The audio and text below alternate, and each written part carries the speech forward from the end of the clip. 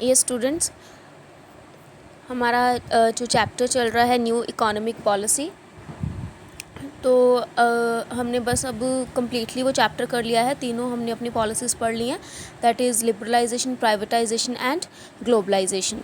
तो अब बेसिकली क्या है, अब हमने इसका अप्रेजल देखना है। अप्रेजल मीन्स कि क्या ये ज़रूरी था हमारी इकोनॉमी के लिए, मतलब हमारी इंडिया के लिए ज़रूरी था एलपीजी, क्या क्या इसके मेरिट्स थे और डीमेरिट्स थे। मतलब ये बेसिकली अब हमने कंक्लूजन देना है क्या कि क्या इसका जो मेन इम्पैक्ट रहा हमारी इंडिया की इकॉनमी में, मतलब जो गुड इम्पैक्ट क्या रहा और वर्स्ट इम्पैक्ट क्या रहा। तो दोनों चीज़ों को ही हम डिस्कस करेंगे यहाँ पे।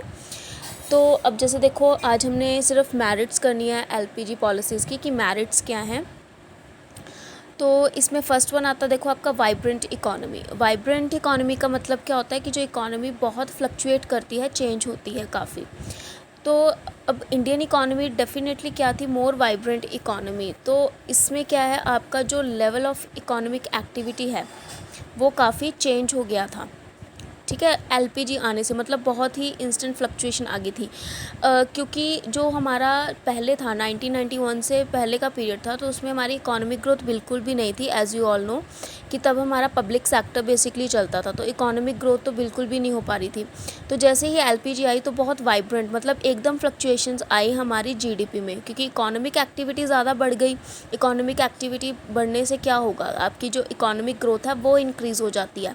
अब इकोनॉमिक एक्टिविटी मीन्स व्हाट, कि जो बिज़नेस प्रॉफिट मैक्सिमाइजेशन के लिए हो। तो हमने क्या किया, एलपीजी में प्राइवेटाइजेशन लेके आए हम ज़्यादा, जिसकी वजह से क्या हुआ, हमारी इकोनॉमिक एक्टिविटी एक्सटेंड हुई और अकॉर्डिंग टू हमारी जीडीपी भी ग्रोथ हुई। तो उस पीरियड में, उस पीरियड के दौरान जो आपकी जीडीपी सबसे हायर जो नोट की गई थी वो थी 8% पर एनम। मतलब बहुत अच्छी जीडीपी आपकी इकोनॉमी की हुई थी, बहुत अच्छा इम्पैक्ट आया था इन द स्टार्टिंग एलपीजी का। क्या अब जैसे देखो टुडेज़ पीरियड, अब जैसे कोविड-19 का पीरियड चल रहा है, तो एज यू ऑल नो आपकी जीडीपी ऑब्वियसली है कि राइज़ नहीं हो रही होगी, ठीक है। तो अभी आपकी जो जीडीपी है जस्ट 4.2 to 3% तक है मतलब इसका बिल्कुल ही हाफ़ हो चुका है, ठीक है। जनरली हमारी जीडीपी रही है 6 to 7 की रेंज में, बट इसकी वजह से, कोविड की वजह से इकोनॉमिक एक्टिविटीज़ प्रॉपरली परफॉर्म नहीं हो पा रही हैं, जिसकी वजह से ऑब्वियस है कि आपकी जो जीडीपी भी है क्या होगी, रिड्यूस होगी। अब थोड़ा सा उसने करना शुरू कर दिया, मतलब ये बिल्कुल 3 तक पहुंच गई थी, 3% तक ही पहुंच गई थी जब आपका मार्च स्टार्टिंग, जब कोविड आया या में है। तो अब जैसे जून में अभी ये स्टार्ट होने लग गया है, ठीक है, वर्किंग स्टार्ट होने लगी है, तो थोड़ी थोड़ी हमारी जीडीपी में ग्रोथ हो रही है, बट अभी भी हम बहुत पीछे हैं, ठीक है। तो सिर्फ इंडिया की बात नहीं करेंगे, generally normally all over the world जितनी भी कंट्रीज़ है सबकी ही जीडीपी डाउन गई है। तो अब नेक्स्ट देखो आता है आपका स्टिमुलेट्स टू इंडस्ट्रियल प्रोडक्शन। इसमें अब देखो क्या है, इंडस्ट्रियल प्रोडक्शन आपका रिलेट करेगा टूवर्ड्स द इंडस्ट्री और जो आपका आईटी सेक्टर था, क्योंकि देखो जब एलपीजी आया तो हमने क्या कर दिया था, लिबरलाइजेशन पॉलिसी क्रिएट कर दी थी कि ताकि ज़्यादा से ज़्यादा इंडस्ट्रीज़ क्रिएट हो सके। नो डाउट एलपीजी से पहले भी इंडस्ट्रीज़ थी, बट वो कौन सी थी इंडस्ट्रीज़, आपकी सिर्फ पब्लिक इंडस्ट्रीज़ थी। तो जिससे क्या होता, पब्लिक इंडस्ट्री होने की वजह से आपका जो ग्रोथ है वो इकोनॉमिक ग्रोथ नहीं हो पाता था, क्योंकि प्रॉफिट मैक्सिमाइजेशन नहीं था। अगर वो कंपनीज लॉसेस में या फिर वो बिज़नेस लॉस में भी जा रहे थे, तब भी पब्लिक सेक्टर को वो रन करने पड़ रहे थे। तो इससे जो आपकी इंडस्ट्रियल प्रोडक्शन है वो as such in production create हो ही नहीं पा रही थी। प्राइवेटाइजेशन आने की वजह से जो आपकी इंडस्ट्रीज़ की जो प्रोडक्शन है, इंडस्ट्रियल गुड्स जो हैं ज़्यादा बनने लगी, क्लियर।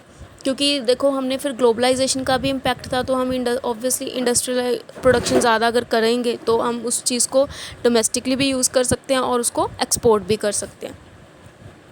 और आईटी सेक्टर बहुत स्ट्रॉन्ग हो गया था इंडिया का, कि दैट इज़ इंफॉर्मेशन टेक्नोलॉजी। ये चीज़ मैं आपको पहले भी एक्सप्लेन कर ही चुकी हूँ, जैसे बीपीओ होते हैं, बिज़नेस प्रोसेसिंग आउटसोर्सिंग की, कॉल सेंटर्स की मैंने आपको एग्जांपल दी थी। तो जो आईटी सेक्टर है इंडिया का, क्लियर, वो बहुत ज़्यादा है मतलब इकोनॉमी में, जीडीपी में बहुत ज़्यादा ग्रोथ देता है। क्यों? क्योंकि जो इंडिया की लेबर है वो चीप होती है एज़ कम्पेयर टू अदर, मतलब अदर कंट्रीज़ को इंडिया की लेबर जो है वो चीप में मिल जाती है, ठीक है ना, सस्ते में मिल जाती है। तो और हम भी उस कंट्री के लिए वर्क करते हैं क्योंकि हमें लगता है कि वो हमारी इकोनॉमी को, मतलब हमें क्या है, अच्छी अर्निंग्स दे रहे हैं। तो ऑब्वियस है ज़्यादा से ज़्यादा जो लोग हैं वो आईटी सेक्टर में इन्वॉल्व हो जाते हैं। तो अब अगर कोई भी फॉरेन कंपनी है तो इंडिया में बैठे बैठे भी हम उस फॉरेन कंपनी के लिए वर्क करते हैं। तो ये बेसिकली जो आईटी सेक्टर है वो बहुत ज़्यादा क्रिएट हुआ है इंडिया में ड्यू टू एलपीजी। नेक्स्ट देखो बच्चे, आपका आता है that is a check on fiscal deficit. अब आपको पता है फिस्कल डेफिसिट मींस कि जब आपके जो एक्सपेंडिचर होते हैं, गवर्नमेंट के एक्सपेंडिचर्स हैं, ज़्यादा होते हैं as compared to government revenue.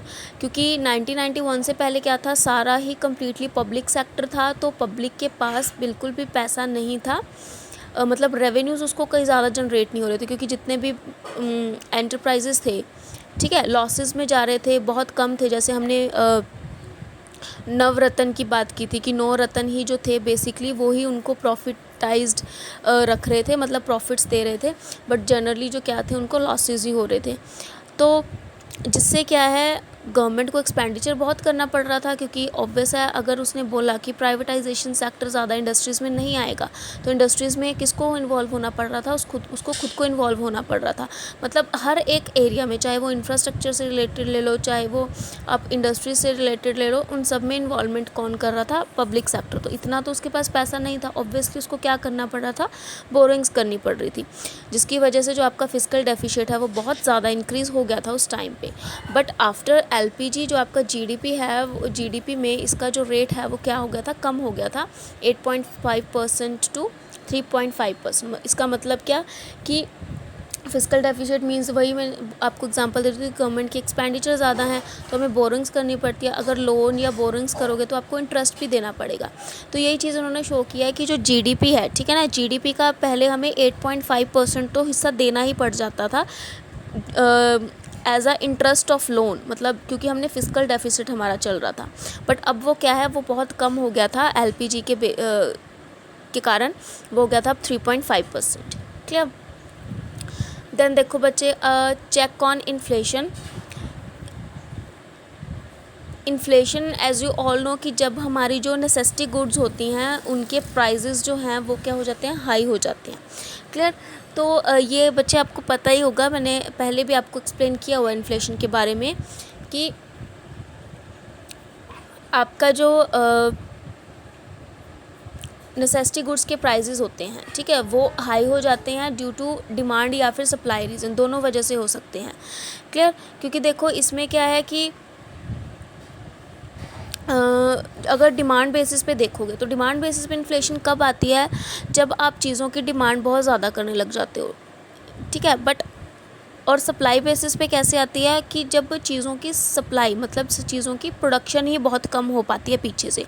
अब जैसे अभी देखो, अभी कोविड-19 चल रहा है, ओवरऑल आपकी इकोनॉमी में डिफ्लेशन चल रहा है, एज यू ऑल नो, आपको पता है कि आपकी जीडीपी बहुत डाउन जा रही है, आपकी इकोनॉमी में डिफ्लेशन चल रहा है, बट स्टिल आपके जो नेसेसिटी गुड्स के प्राइजेस हैं वो इंक्रीज़ हो रहे हैं, मतलब उन पर इन्फ्लेशन रेट चल रहा है, ठीक है। जैसे पेट्रोल डीजल की आप बात अगर करो तो आपको पता ही होगा, ठीक है। तो अब उनके प्राइसेस हाई हो रहे हैं, तो अब तुम उससे ये जजमेंट नहीं कर सकते हो कि आपकी जो पूरी इकोनॉमी में है इन्फ्लेशन चल रहा है, नहीं, आपका सिर्फ इन्फ्लेशन रेट जो है फ्लक्चुएट हुआ है नेसेसरी गुड की वजह से। क्योंकि नेसेसरी गुड में भी हमने इन्फ्लेशन रेट क्यों लेके आना पड़ा, not because of demand but because of supply, क्योंकि यहाँ पर अब आपकी जो सप्लाई है ऑफ प्रोडक्शन वो कम हो चुकी है ड्यू टू कोविड-19, क्योंकि उसकी वजह से काम बंद रहा, प्रोडक्शन ही नहीं हो पाई है। और ऑब्वियस है इस केस में अब हम डिमांड तो ज़्यादा कर नहीं सकते ना चीज़ों की, क्योंकि हमारे पास भी उतने रिसोर्सेज ही नहीं है कि अब इस टाइम पे हम डिमांड ज़्यादा कर सकें।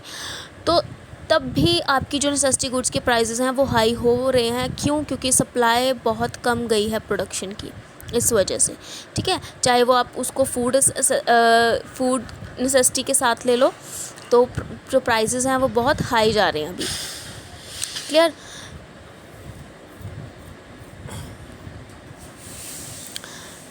देन देखो बच्चे, अब देखो जैसे 2011-12 में बोल रहे थे, अब अच्छा एक चीज़ और एक्सप्लेन जैसे कर देती हूँ, जैसे मैं बोल रही थी कि अब आपकी इकोनॉमी में ओवरऑल तो डिफ्लेशन ही चल रहा है। ये बेसिकली कैसे पता चलता है, बिकॉज ऑफ अननेसेसरी गुड्स। अगर हम अपनी लग्जरी गुड्स को भी अच्छे से ख़रीदते हैं, ठीक है ना, अच्छे से ख़रीद रहे हैं, उसको अच्छे से यूज़ कर रहे हैं, तो it means we are on inflation, ठीक है, हमारी जो इकोनॉमी है वो इन्फ्लेशन पे चल रही है। बट अगर हम अपनी जो अननेसेसरी गुड्स है, अपनी लग्जरी गुड्स को नहीं अफोर्ड कर पा रहे हैं, इस टाइम पे नहीं ख़रीद पा रहे हैं, मतलब ज़्यादा गुड्स परचेज़ नहीं कर पा रहे हैं हम, तो इट मीन्स आपकी जो ओवरऑल इकोनॉमी है ना वो डिफ्लेशन पे जा रही है। और अब बेसिकली इंडिया में डिफ्लेशन ही आपका चल रहा है, ठीक है। तो अब देखो जैसे बोला उन्होंने 2011-12 में जो आपकी इन्फ्लेशन रेंज थी वो बहुत ज़्यादा थी, दैट इज़ 6 to 9% तक, मतलब आपका इन्फ्लेशन होना चाहिए मार्केट में, बट पॉजिटिव वे में होना चाहिए, ठीक है। क्योंकि देखो अब जो ये वाला इन्फ्लेशन है वो आपका पॉजिटिव नहीं है, मतलब चाहे इन्फ्लेशन रेट्स बढ़ रहे हैं, प्राइजेस बढ़ रहे हैं चीज़ों के, बट वो सिर्फ सप्लाई ऑफ प्रोडक्शन की वजह से, मतलब सप्लाई ऑफ प्रोडक्शन बहुत कम है, इकोनॉमी आपकी डाउन गई है, उस वजह से आपको इन्फ्लेशन रेट इंक्रीज़ करना पड़ रहा है, नॉट बिकॉज ऑफ मनी, ठीक है। मनी बेसिस पर नहीं आपको इन्फ्लेशन हाई करना पड़ रहा। अगर आप डिमांड बेसिस पर इन्फ्लेशन रेट करते हो तो आप बोल सकते हो कि आपकी इकोनॉमी इन्फ्लेशन पे चल रही है, क्योंकि लोगों के पास बहुत पैसा होता है, वो बहुत चीज़ें डिमांड कर सकते हैं, ठीक है। बट अभी देखो लोगों के पास पैसा नहीं है, ओवरऑल इकोनॉमी डाउन जा रही है, जिसकी वजह से प्रोडक्शन नहीं हो रही है, प्रोडक्शन कम होने की वजह से हमें अपनी नेसेसरी गुड्स की प्राइजेस हाई करनी पड़े, ठीक है। तो 2018 अगर बट अब चलो इस पॉइंट पे आते हैं, तो हम अभी एलपीजी बेसिस पर इन्फ्लेशन की बात कर रहे हैं। तो 2018-19 में आपका जो इन्फ्लेशन रेट था वो बहुत कम गया था, 3.4%, ठीक है। देन देखो बच्चे, कंज्यूमर सॉवरेनिटी, एक सेकेंड, इन्फ्लेशन में एक पॉइंट और है, that is high inflation lead to a rise in interest rate implying a rise in cost of investment. अब वो कह रहे हैं कि देखो अगर इन्फ्लेशन है मार्केट में, तो ऑब्वियसली अगर कोई इन्वेस्टमेंट करेगा तो उसको इंटरेस्ट ज़्यादा मिलेगा, मतलब कॉस्ट ऑफ इन्वेस्टमेंट हमारी ज़्यादा। सपोज़ अगर मेरी कंपनी है, ठीक है, तो अगर इन्फ्लेशन हो गया, इट मीन्स अगर कोई पर्सन मेरी कंपनी में इन्वेस्ट करेगा तो मुझे उसको इंटरेस्ट ज़्यादा देना पड़ेगा। इट मीन्स व्हाट, कि मेरी इन्वेस्टमेंट की कॉस्ट क्या पड़ रही है, ज़्यादा पड़ रही है, कॉस्ट ऑफ इन्वेस्टमेंट ज़्यादा पड़ रही है, ठीक है। तो फिर उस केस में जो इन्वेस्टमेंट होता है आपका वो कम हो जाता है, जिसकी वजह से ग्रोथ भी कम हो जाती है, ठीक है। देन अब बच्चे कंज्यूमर सॉवरेनिटी, इट मीन्स कि कंज्यूमर को उस टाइम पे अब क्या बना दिया गया, जैसे आप बोल सकते हो राजा बना दिया गया, ठीक है। सॉवरेनिटी मतलब कि उसकी डिमांड्स को पूरा करना, बेसिकली कंज्यूमर सॉवरेनिटी। तो जैसे जैसे देखो मार्केट ग्लोबलाइज हुई, कंपटीशन इंक्रीज़ हुआ, कंपटीशन इंक्रीज़ होने से क्या हुआ कि नंबर ऑफ़ जो आप बोल सकते हो गुड्स हैं, ठीक है, वो अवेलेबल हुई किसको, कंज्यूमर को। मतलब कंज्यूमर अब अपनी चॉइस से क्या कर सकते थे, कोई भी गुड को कंज्यूम कर सकते हैं जो उनको सही लगे। तो लार्ज वैरायटी ऑफ आ गई थी गुड्स एंड सर्विसेज पूरी ग्लोबल मार्केट में। तो प्रोड्यूसर को अब क्या करना पड़ रहा था, कंज्यूमर की चॉइस और प्रेफरेंस के अकॉर्डिंग चीज़ें बनानी पड़ रही थी, क्योंकि उन्हें पता है कंपटीशन आ गया है। तो अगर वो अपनी कन्वीनियंस के अकॉर्डिंग बनाएंगे, कंज्यूमर की कन्वीनियंस के अकॉर्डिंग चीज़ें नहीं बनाएंगे, तो ऑब्वियसली कंज्यूमर कहीं और शिफ्ट हो जाएंगे, किसी और कंपनी की तरफ शिफ्ट हो जाएंगे।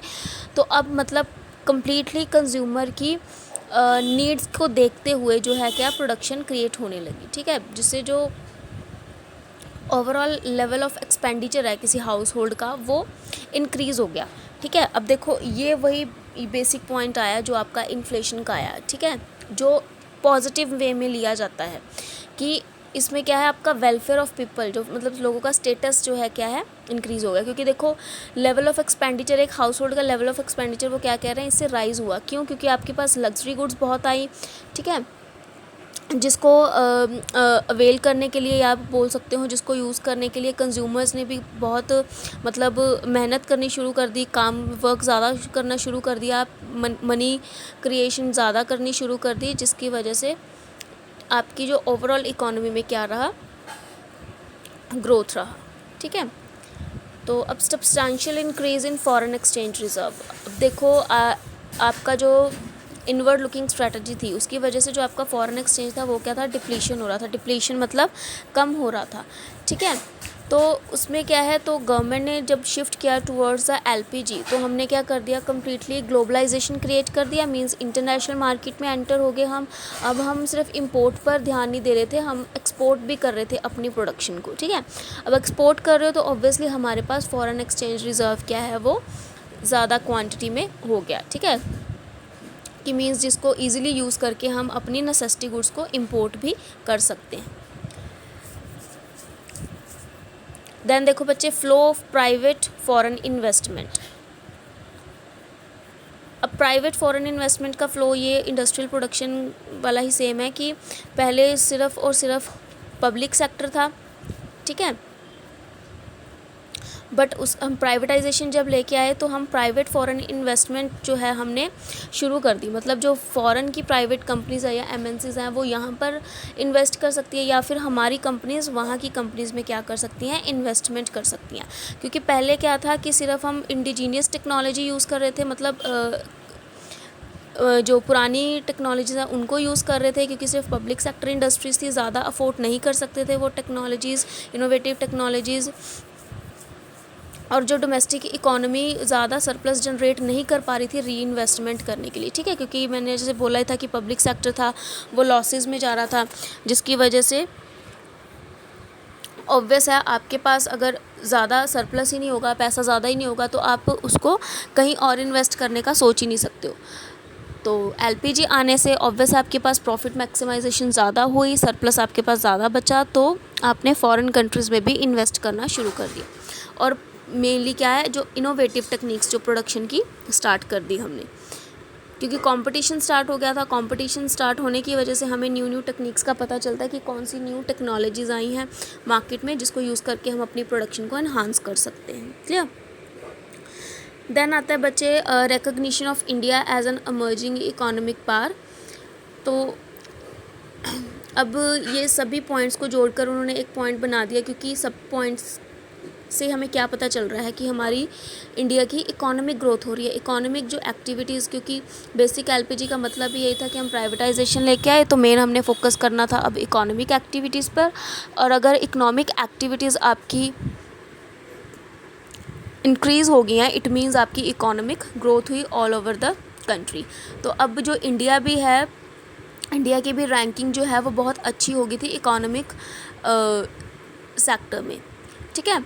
अभी भी नो डाउट हम अमेरिका, चाइना जैसी कंट्रीज से पीछे हैं, बट स्टिल जो इंडिया की जो इकोनॉमिक ग्रोथ थी वो ड्यू टू द एलपीजी काफ़ी राइज हुई थी। देन आता बच्चे, shift from monopoly market to competitive market.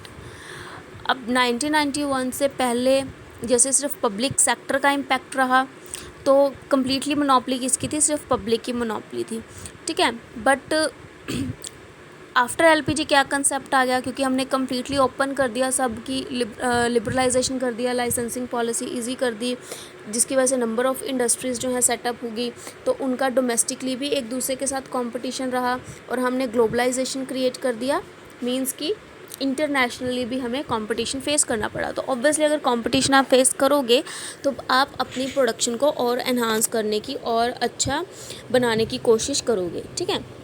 तो जैसे पहले क्या था कि जैसे प्रोडक्ट्स जो लाइक कार और रेफ्रिजरेटर है, जैसे मैंने कार की एग्जांपल दी थी कि सिर्फ एम्बेसडर एंड एक और थी फ्याटा, आई गेस अभी नाम मुझे रिमाइंड नहीं है, आई थिंक वही थी, एम्बेसडर एंड फ्याटा। तो वही बेसिकली चलती थी, ठीक है, कार्स बहुत पुराने टाइम पे जब इंडिया में कार्स की जो लॉन्च हुआ था। तो बट देखो जैसे जैसे फिर कंपटीशन इंक्रीज़ हुआ, वैसे वैसे हमें पता चला कि जो कार्स हैं, ठीक है ना, उसके डिफरेंट मॉडल हैं। मतलब अभी देखो इनके जो प्रोडक्ट के हैं डिफरेंट ब्रांड आते हैं, तो बहुत ही अब प्रोडक्ट्स जो हैं एक ही गुड के डिफरेंट जो है वैरायटी हमें एक ही प्रोडक्ट की मिलने लगी। लाइक जब एसी ले लो, चाहे आप पीसीज ले लो, ठीक है, लैपटॉप्स ले लो या कुछ भी ले लो, मोबाइल फ़ोन्स ले लो, वटेवर। तो अब उन प्रोडक्ट्स की देखो नंबर ऑफ़ हमें वैराइटीज़ मिलती हैं और डिफरेंट प्राइजेस पर मिलती है, क्योंकि कॉम्पिटिटिव प्राइस है, क्योंकि कंपटीशन है तो कॉम्पिटिटिव प्राइस रहेगा, मोनोपोली प्राइस नहीं रहेगा, ठीक है। तो इससे आपकी जो क्या बोल सकते हो आप, डिफरेंट वैरायटी, जिसकी वजह से आपको प्रोडक्ट्स की डिफरेंट वैरायटी देखने को मिली, ठीक है ना, कंज्यूमर्स को बेसिकली। तो ये थे बच्चे इसके मेरिट्स। तो काफ़ी जो है इसका जो ग्रोथ बहुत अच्छा रहा था, but as you all know there are all pros and cons of everything. तो एलपीजी के कुछ डीमेरिट्स भी रहे हैं, तो वो हम डीमेरिट्स नेक्स्ट अपनी वीडियो में करेंगे, क्लियर। तो आज आपका बस इतना ही था टॉपिक, दैट इज़ एलपीजी के मेरिट्स, ठीक है।